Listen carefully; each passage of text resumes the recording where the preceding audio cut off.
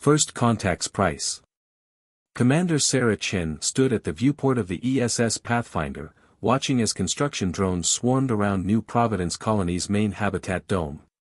Humanity's first extrasolar settlement was taking shape on Kepler 186f, and as head of colony security, she couldn't shake the feeling that they'd missed something crucial. Another sleepless cycle, Commander. Dr. Amit Patel's voice carried a hint of concern as he approached, tablet in hand. The colony's chief archaeologist had been working double shifts since they'd discovered the ruins. The ruins are speaking to us, Amit, Sarah said, not turning from the viewport. We're just not listening carefully enough. The ruins in question sprawled across the planet's northern continent, a vast complex of structures that predated human civilization by at least 50,000 years.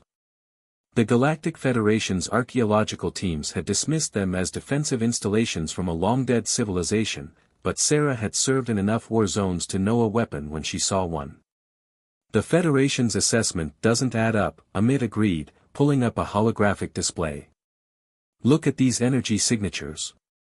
They're not dormant, they're idle. Waiting. Sarah studied the readouts. The ruins produced a barely detectable quantum field that seemed to pulse in random patterns. Except they weren't random, her security AI had identified a complex underlying structure that suggested consciousness. The Federation says we're being paranoid, Sarah said, her jaw tightening. That we're too young a species to understand ancient technology. But they're wrong, Amit. These aren't ruins, they're seeds. Before Amit could respond, the colony's emergency alert system activated. Sarah's neural implant flooded her consciousness with data. Multiple unauthorized quantum signatures detected at the edge of the system. Speaking of the Federation, Sarah muttered, looks like the cavalry's arrived. The Galactic Federation's diplomatic vessel emerged from quantum space in a display of technological superiority that Sarah found unnecessarily theatrical. The ship was a masterpiece of advanced engineering, its crystalline structure seeming to bend light itself. High Ambassador Tal's holographic form materialized in the command center minutes later, its translucent tentacles rippling with patterns that indicated mild annoyance. Commander Chen, Dr. Patel, the ambassador's translator rendered its harmonic speech into standard English. The Federation Council is concerned about your recent reports. Sarah stood her ground. The ruins are active, Ambassador. The quantum signatures we've detected are well-documented phenomena, Tal interrupted. Similar defensive installations have been found on thousands of worlds. Your species' tendency to see threats in every shadow is understandable, given your violent history. But unnecessary. With respect, Ambassador, Amit stepped forward, our analysis shows Your analysis is flawed by inexperience and technological limitations. Tal's tentacles flickered with dismissive patterns. The Federation has studied these ruins for millennia. They pose no threat. Focus on your colony, Commander. Leave the mysteries of the galaxy to those equipped to understand them. After the ambassador's hologram dissolved, Sarah turned to Amit. They're not going to help us, are they? No, Amit replied, his expression grim. We're on our own. Sarah watched through the viewport as the Federation vessel disappeared in another flash of quantum energy.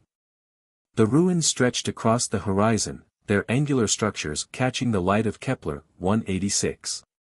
Waiting. Then we'd better figure out what we're dealing with, she said, before whatever's sleeping down there wakes up.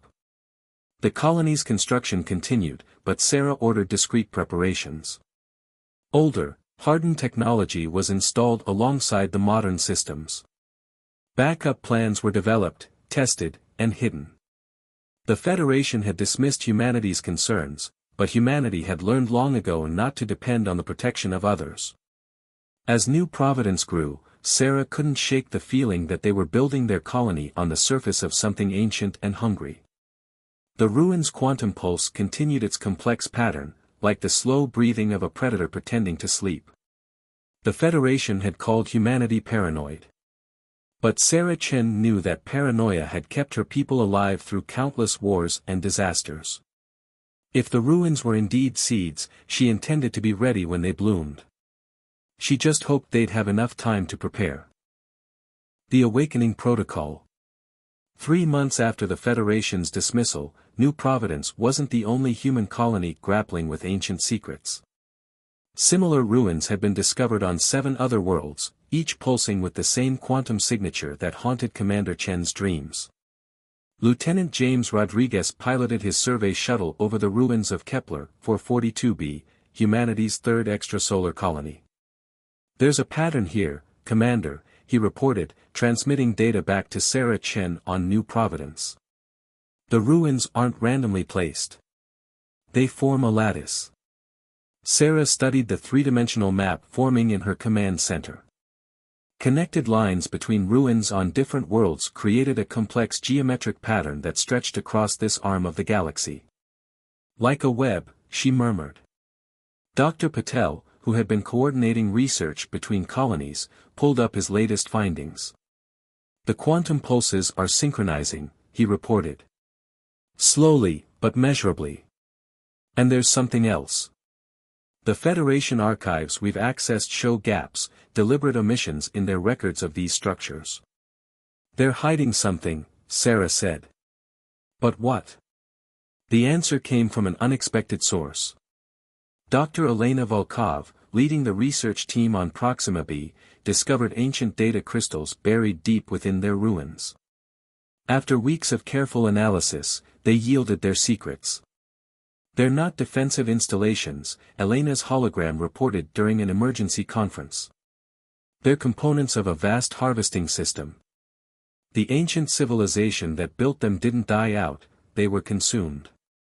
Sarah felt her blood run cold as Elena explained. The ruins were actually dormant nodes of a predatory network designed to feed on advanced technology. The more sophisticated a civilization became, the more attractive they were to the system. It waited until its prey reached a certain level of development, then activated, converting their technology, and them, into energy to fuel its expansion. The Federation's not ignorant, Sarah realized. They're in denial. Their entire civilization is built on hyper-advanced technology. If this system activates, they're the perfect prey, James finished. Humanity's colonies mobilized with quiet efficiency. Sarah's paranoid preparation protocols were implemented across all settlements. Modern systems were backed up with redundant analog technology. Quantum communications were supplemented with old-fashioned radio. Every colony maintained a fleet of ships equipped with minimal advanced tech, running on fusion drives and chemical thrusters. The Federation, when presented with the new evidence, responded with characteristic dismissal. "Your interpretation of the data is crude and alarmist," High Ambassador Tull declared. "These structures have stood dormant for millennia. They pose no threat to advanced civilizations such as ours." But Sarah noticed something in the ambassador's harmonic patterns. A flutter of fear. The Federation wasn't just dismissing humanity's warnings out of arrogance. They were terrified of facing the truth. The quantum pulses continued to synchronize. Each day, the lattice of ruins grew more active. Sarah ordered the evacuation of all non-essential personnel from advanced research facilities near the ruins. Federation observers called it an overreaction. Sarah called it survival instinct. In her private quarters, Sarah studied the latest data from all 8 colonies. The pattern was clear now. The web of ruins was drawing power from somewhere, building toward a threshold. Humanity had weeks, maybe months, before whatever was sleeping in those ancient structures woke up. "Send a final warning to the Federation," she ordered. "Then implement Protocol Omega across all colonies. We're going dark." As Federation ships continued to patrol the sector, bristling with quantum technology and artificial intelligence, human colonies shut down their advanced systems. They switched to protected networks, hardened against quantum interference. Ships equipped with simple but reliable technology were positioned at strategic points. The Federation called it regression. Sarah called it adaptation. On the surface of Kepler 186f, the ruins' pulse quickened like the heartbeat of a waking giant. Sarah Chen stood at her familiar viewport, watching her people prepare for a storm that only they seemed to see coming. "They think we're primitives," she said to Amit, who stood beside her. "They don't understand that sometimes the simplest solution is the best defense. The Federation's greatest strength is about to become their greatest weakness," Amit agreed. "But will our preparations be enough?" Sarah watched as the last of the advanced research equipment was sealed in shielded bunkers. "We're about to find out. The real question is, when this thing wakes up, will the Federation realize we tried to help them before it's too late?" The ruins pulsed again, stronger now. Across 8 worlds, humanity waited, their technology deliberately diminished but their resolve unshaken. They had chosen to step back from the precipice of advanced technology not out of fear, but out of wisdom. The Federation had dismissed them as paranoid primitives. Soon they would learn that sometimes paranoia was just good planning in disguise. Echoes of the Fallen. The awakening began not with a bang, but with a whisper. Across 8 human colonies, the ancient ruins' quantum pulses suddenly synchronized into a single, haunting frequency. Sarah Chen was reviewing evacuation protocols when the first Federation distress signal arrived. "Multiple ships, failing, quantum core breach, cannot." The transmission cut off in a burst of static. On her command center's primary display, Sarah watched as Federation vessels began disappearing from long-range sensors. Their quantum drives, artificial intelligence cores, and advanced shield systems weren't just failing, they were being consumed. "This is Commander Chen broadcasting on all frequencies, including primitive radio bands," she transmitted. "All Federation vessels in range, power down your quantum technology immediately. Switch to backup systems if you have them." But the Federation ships were designed without redundancy, their crews too dependent on AI and quantum systems to operate their vessels manually. They were trapped inside their own advanced technology as it turned against them. Dr. Patel burst into the command center. "The lattice is fully active," he reported. "It's creating some kind of quantum field that targets specific technological signatures. The more advanced the tech, the more strongly it's affected." Sarah nodded grimly. "That's why our simpler systems are still working. We're not advanced enough to make good prey." Reports flooded in from across human space. The Federation's mighty warships, pride of their civilization, were being systematically dismantled by invisible forces. Their quantum weapons fired back uselessly at enemies they couldn't detect. Their AI systems, among the most sophisticated in known space, turned into traps for their own crews. But humanity's colonies stood firm. Their shielded bunkers protected what advanced technology they couldn't do without. Their hybrid ships, running on fusion drives and chemical thrusters, maintained formation as Federation vessels died around them. "Commander," Lieutenant Rodriguez called from his patrol route, "I'm picking up survivors. Federation escape pods, mostly. The ones that managed to launch before their ships were taken." "Bring them in," Sarah ordered. "But maintain quarantine protocols. Make sure they're not carrying any active quantum tech." The Federation survivors were shocked to find themselves rescued by ships they considered primitive.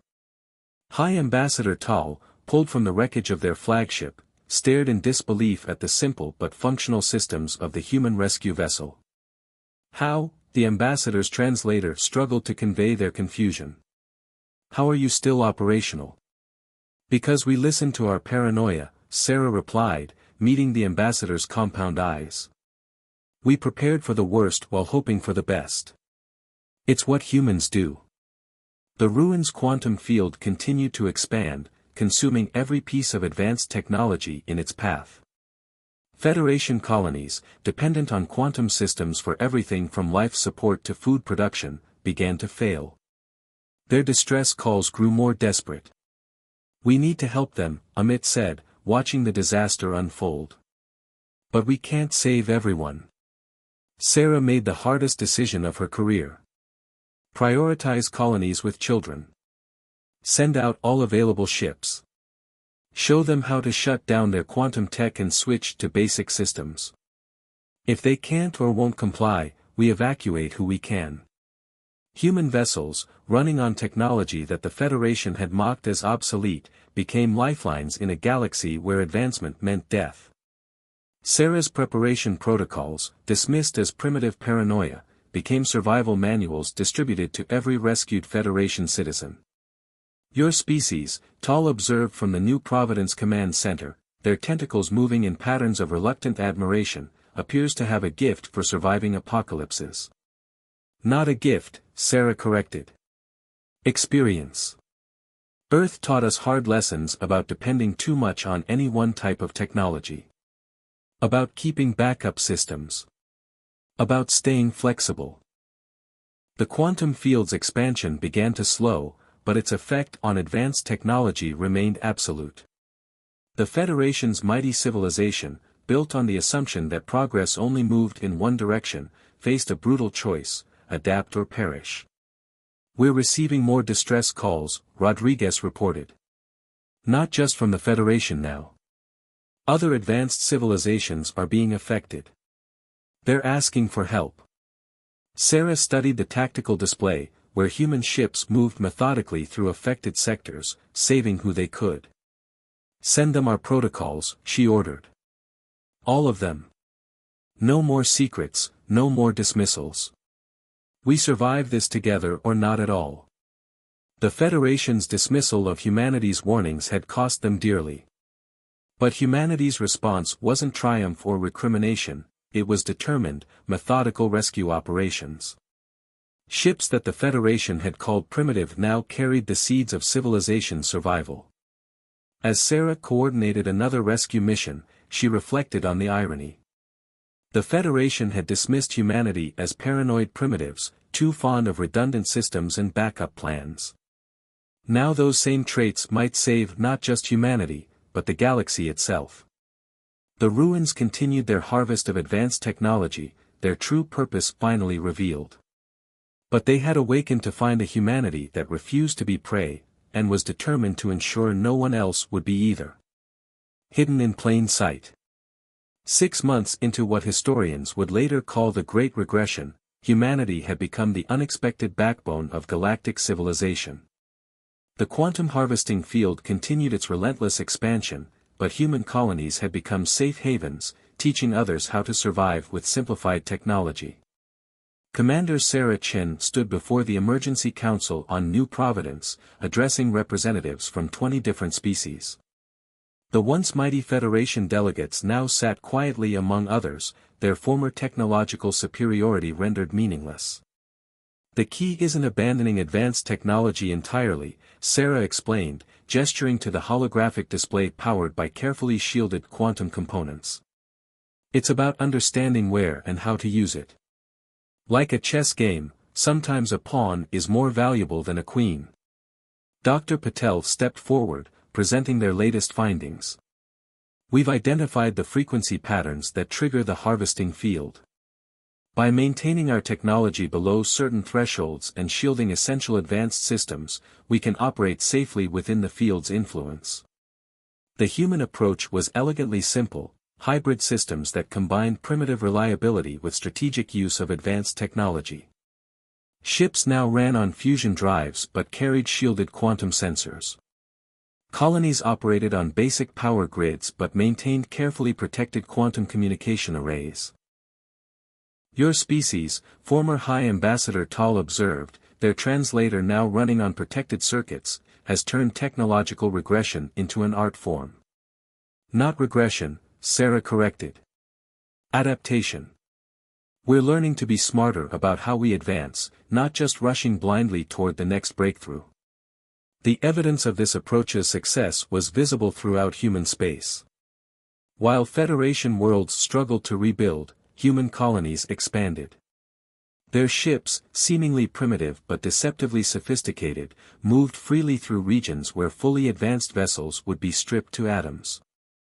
Lieutenant Rodriguez, now leading a mixed-species training program, had developed new combat tactics. The harvesting field doesn't just seek out advanced tech, he explained to his students. It prioritizes targets based on technological density. We can use that against it. His fleet of hybrid ships demonstrated, using minimal advanced systems as bait to draw the field's attention while ships running on basic technology struck from unexpected angles. The quantum harvesters, programmed to target the most advanced threats, consistently overlooked the real danger. We're not just surviving, Dr. Elena Volkov reported from her research station. We're beginning to understand the harvesters' original purpose. They weren't designed to destroy civilization, they were meant to guide its development. To prevent societies from becoming too dependent on advanced technology. Sarah watched as another group of Federation refugees learned to operate fusion engines and manual navigation systems. They still don't fully understand, she said to Amit. They see this as a temporary setback, waiting for the day they can return to full quantum technology. They'll learn, Amit replied. Just as we did. Earth's history is full of civilizations that collapsed under the weight of their own advancement. We survived because we learned to balance progress with pragmatism. The hybrid approach began showing results beyond mere survival.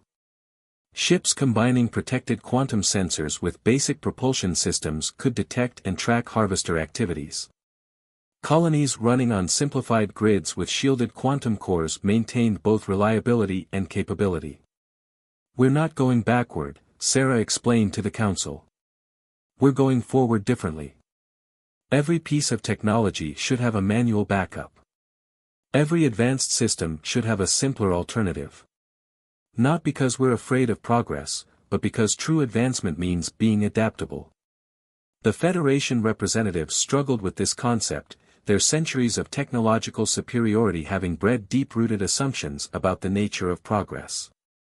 But reality was a harsh teacher, and survival required adaptation.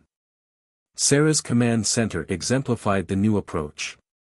Holographic displays powered by shielded quantum tech showed galaxy-wide data, while backup mechanical systems stood ready. AI assistants operated within carefully controlled parameters, supplementing rather than replacing human decision-making.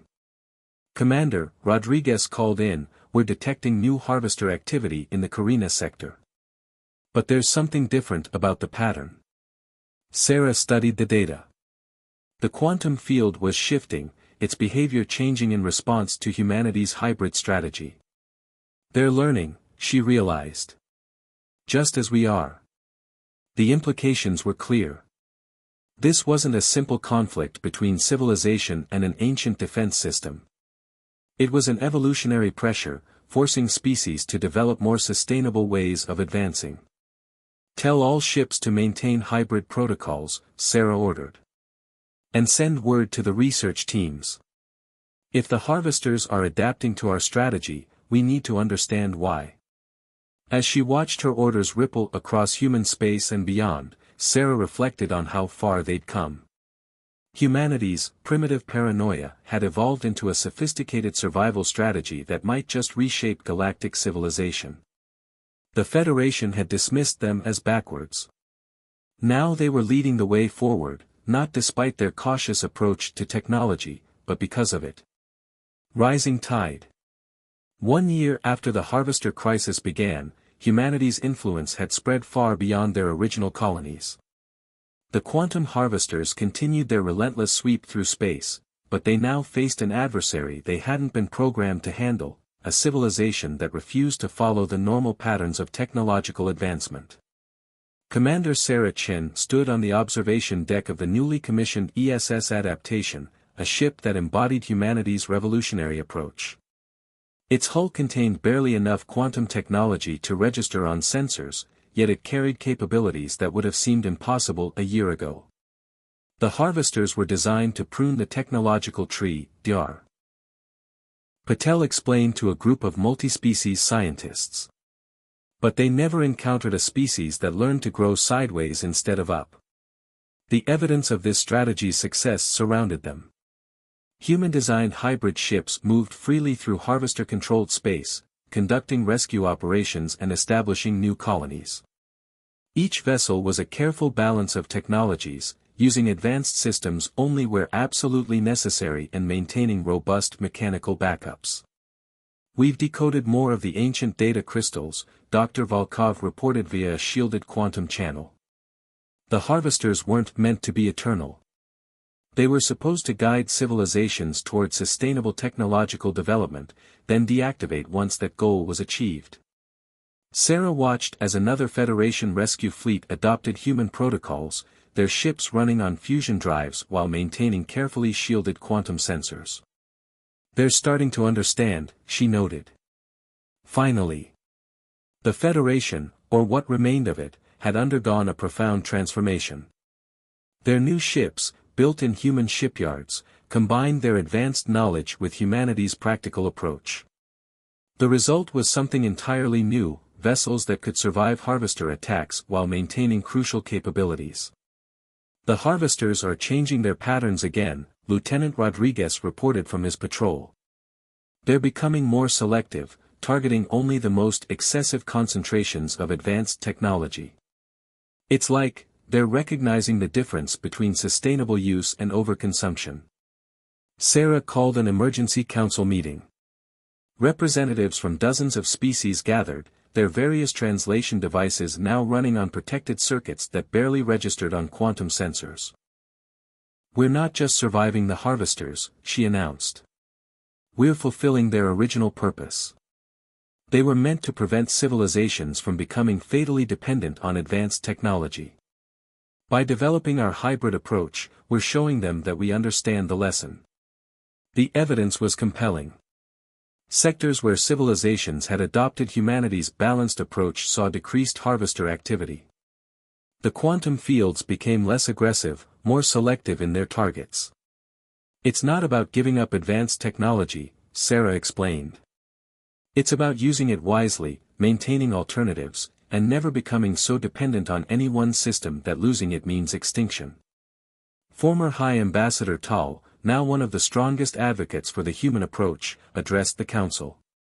"Our civilization thought progress meant constant advancement, always seeking the next breakthrough. We forgot the wisdom of maintaining multiple paths forward." The transformation of galactic society continued. Colonies adopted hybrid power systems, combining quantum generators with fusion reactors and solar arrays. Ships carried backup mechanical controls alongside their AI systems. Every piece of advanced technology was carefully evaluated for necessity and redundancy. "We're detecting massive changes in the harvester field configurations," Dr. Patel reported one morning. "They're integrating with our hybrid systems somehow." Sarah ordered deep scans of the phenomenon. The results were startling. The harvesters weren't just accepting the new approach, they were adapting to support it. The quantum fields began selectively allowing sustainable uses of advanced technology while continuing to discourage excessive dependence. "They're not our enemies," Sarah realized. "They're teaching tools, and we've finally learned the right lesson." The implications rippled through galactic civilization. Species that had feared the harvesters now began to understand their role. The quantum fields weren't meant to prevent advancement, but to ensure it happened sustainably.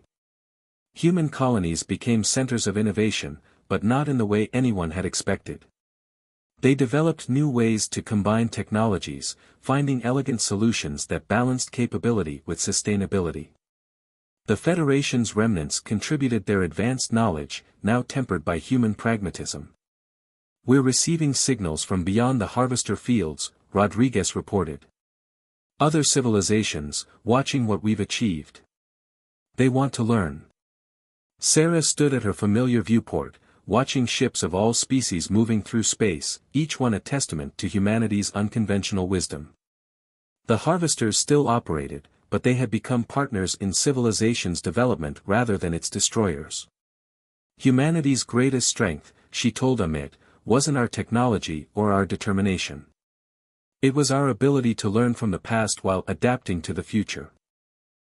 The galaxy was changing, moving toward a future where advancement didn't mean abandoning the lessons of the past. And humanity, once dismissed as primitive and paranoid, had shown the way forward by daring to step back from the brink of over-advancement. The Harvesters continued their ancient mission, but now they worked alongside a civilization that understood their purpose. The Federation's dream of unlimited advancement had given way to something more sustainable, a future where progress meant more than just moving forward. It meant moving forward wisely.